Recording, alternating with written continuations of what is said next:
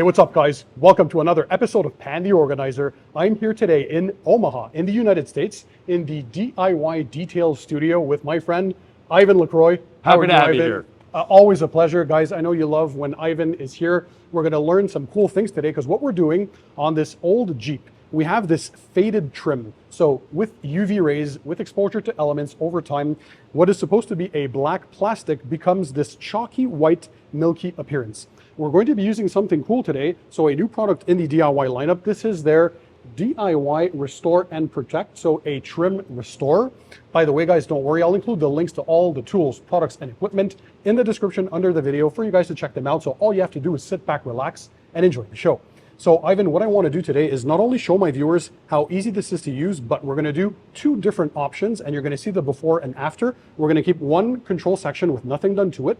But on one section, Ivan actually recommends, if you have a machine polisher at home, it can be a palm sander as well. But to polish the section before applying this, we're going to have another section where we just apply this after prepping the surface, of course, and we're going to see if there's any difference. Exactly. So what can you tell us about the plastic restore and protect from DIY Detail? What kind of technology is in there? Because my viewers like to geek out on the chemistry. So 3 different technologies working for you at once. First of all, a very aggressive wetting agent.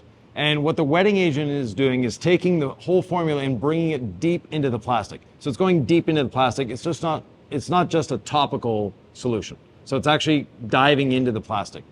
The next thing is it has ceramic coating. The ceramic coating there, not necessarily for hydrophobics, but for protection against UV, degradation, bird droppings, things like that. Because the Jeep fenders take a lot of abuse. Absolutely. Yeah. And finally, black dye. So that black dye with the wetting agent gets taken into the plastic, rejuvenating that plastic, getting it wet, getting it deep, and the coating just protects it over time. And what's the expected durability out of this once you're done restoring your trim? Years. Years. So basically the same durability as you would have with a new piece of trim. Trim eventually will fade no matter what you do to it.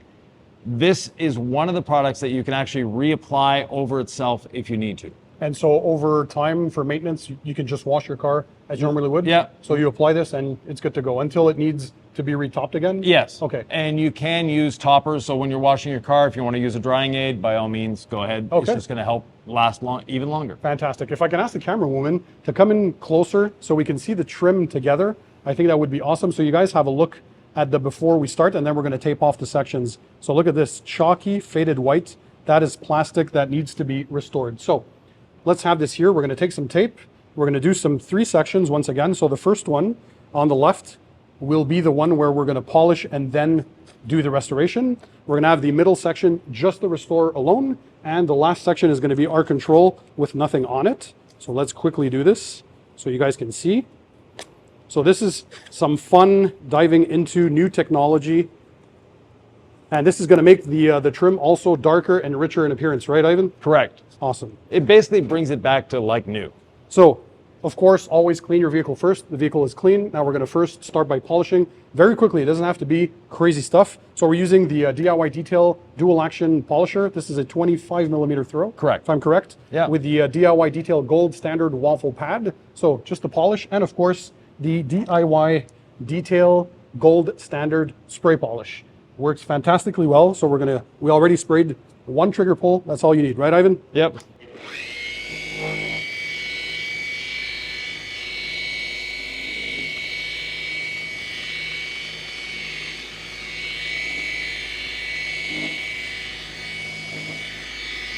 You only really need 1 pass. That's it? Yeah. So not much is needed? Okay, that's good. So that's good enough? Yep. There we go. Show the pad. Oh yeah, it's true. So when we're saying this exfoliates, look at that. So you're actually removing that faded oxidized top layer, kind of like your skin when you're exposed and you get sun damage. Yep. That little white crust that forms. So that's on there right now. So we're gonna clean with a bit of APC. So we're gonna use the DIY Detail All Clean, diluted 15:1. If you use 16 ounce, it comes pre-diluted, right? Correct. To go. And that's also the prep that you need for the second section. Absolutely. So this also helps to degrease the surface. So a few light sprays. Oh.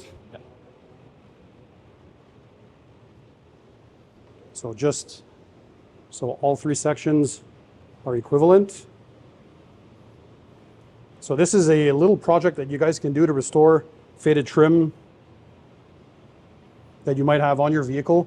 And as a Jeep owner, Yes. they're notorious, right, for this kind of stuff? Yeah, definitely. Okay. If you own a Jeep, a Mini, a Honda Pilot, they all have that. Now, you can see exactly where you've polished already. Yes, absolutely.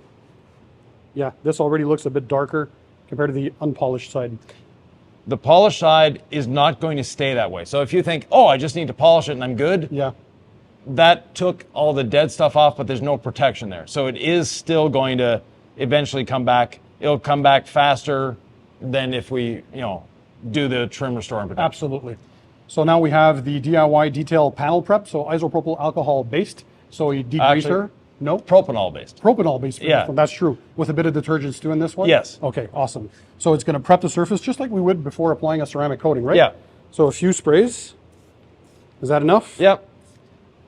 And so this helps to kind of remove any residue that might be on there and make sure that the trim as well doesn't have any residual oils and all that kind of stuff, because plastic does contain oils Yes. in it. So whatever's on the surface now, we want to make sure that we're removing. And here's a dry towel for you. There we go, to pick up all the rest of the stuff. So same principles apply as if you're prepping kind of the paint. So now we have cleaned, we have prepped the surface, and it's ready to receive the trim restore. So one thing you were mentioning, Ivan, is with this one, don't over apply. So a lot of people have the tendency to just spread it all over their applicator in a big quantity Yeah. and layer it thick. That's not what we want, right? No, less is more. You're trying to spread it out as far as you can. Okay. So that little bottle goes a very long way. As Pan is doing, you need to shake it up first, get the dyes in there, get everything emulsified, ready to go. Okay. After that, you're going to use the oldest, worst microfiber you have, the one you're willing to throw away, because that's what we're going to be doing. And I just cut a little square out of an old pearl weave microfiber, Okay. and 2 drops is all you need. 2 drops. So 1, 2. Yep, That is it. that should be enough See, to spread over that whole area. That's surprisingly very little. So we're going to see how far this goes. So we're going to apply to both sections in circular motion.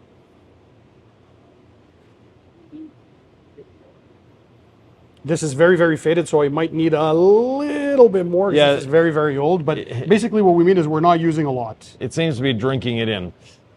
Ah, there we go. Yeah. So circular motion.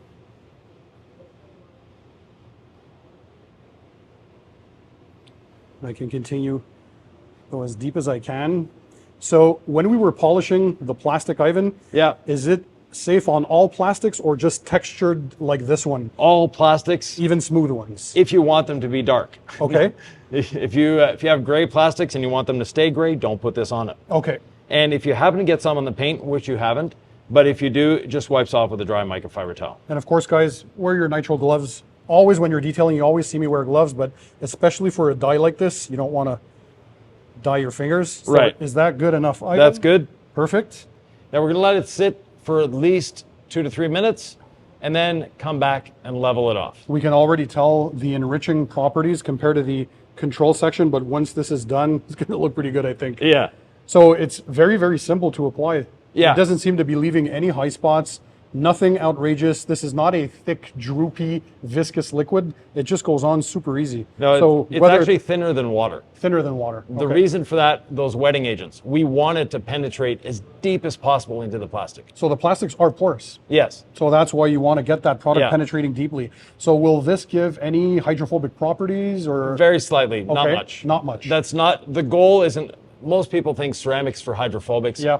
In this case, it's for protection. Hydrophobics are secondary. There's a little bit of hydrophobics, Yep. but that's not the main intention here. And I'm guessing because there's ceramic technology in it, it's going to make cleaning a lot easier during Yes. the maintenance washes. Yeah. So if you have a Jeep and you go outside in the mud terrain and you do, I don't know, a jamboree or something, Yeah. it's going to be a lot easier to even just pressure rinse off. But when you're Yeah. washing, to remove the dirt. Okay. So now we're going to wait a bit. Yep. We're going to do the final kind of leveling and then reveal the final results. Right. All right. Okay. All right, Ivan, I think it's time for Yeah. my viewers to do the reveal, but before we do so, we're going to lightly do some leveling. So this is just a standard microfiber applicator. Yeah, and get the least expensive ones you can because you're going to be throwing it away afterwards. Okay. So again, this is very, very simple. So you're just making sure that you're getting even coverage. Yeah. There we go. And you can use a microfiber towel at this point. That will work as well. Okay. It's just, I like the foam. It spreads the pressure a little better. Got it. So I can tell already now it's an even finish. Yeah. And we can tell we're removing any excess that is on there. And you can see, or at least from here, I can see that this is a lot darker than this. Yep. But definitely a lot darker than this. Absolutely. So let's remove the tape. I'm excited to see this because the end results is what speaks volumes. There we go. Speaking of tape, The before and after. Is that magical tape that can be removed? All right. So we have this side here that I remind you that we polished and then we applied the, here we go, the Restore and Protect on it. Here is the side that was just cleaned and Restore and Protect without any polishing. And on this side, we have the control that is disgusting, milky white, chalky, oxidized, and not really nice. What a crazy difference. But I do, it's slight, but there is a difference. This one here is slightly darker, slightly richer if you want to come in for a close-up compared to the one where we just applied the Restore and Protect, but they both look absolutely amazing. yeah, what the polishing does is it just gives you a better assurance. You're getting rid of that oxidation. Yep. So the product is going to penetrate better. It's going to last longer.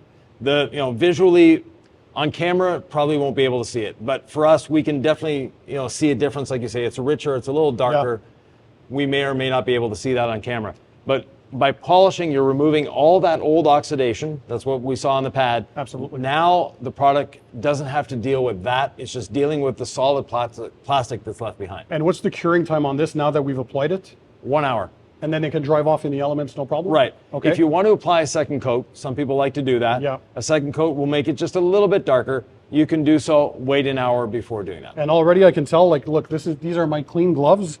If I'm touching this and even rubbing on it right now, there's nothing. No. So it's not tacky and it already pretty much is dry to the touch, but an hour, you're good to go to drive? Yes. How long before you can wash your car again? Give it a week. About a week. So the same thing as a traditional It's a ceramic ceramic coating. It makes in sense. all shapes and forms, it is a ceramic coating. with dye in it. With dye, but slightly less in terms of hydrophobic. Got it. Yeah. So guys, I think the results speak volumes. I hope you enjoyed this video. Ivan, once again, as always, thanks for being on the show. Thank you. Thanks for continuing the innovation, by the way. The DIY detail line started like a little over 2 years ago now. Yep. And you're constantly added new stuff to the lineup.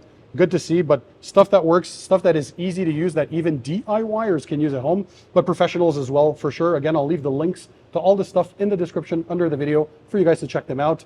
Beautiful shop here. I don't know if you guys enjoyed with the backdrop of the DIY detail, but some fun times with a bunch of other content creators, by the way, who are here. So we have Rick from Rad Garage, we have Brian from Fab Automotive Detailing, and we have Keeve from Cars with Keeve. We're filming a bunch of cool content. Go out, support their channels as well. The detailing community needs that kind of support, and we all love to have you guys watching our videos and supporting us along the way. So between Ivan and myself, thanks for watching. And in the meantime, guys, don't forget, keep it tight, keep it clean, and we'll see you on the next one.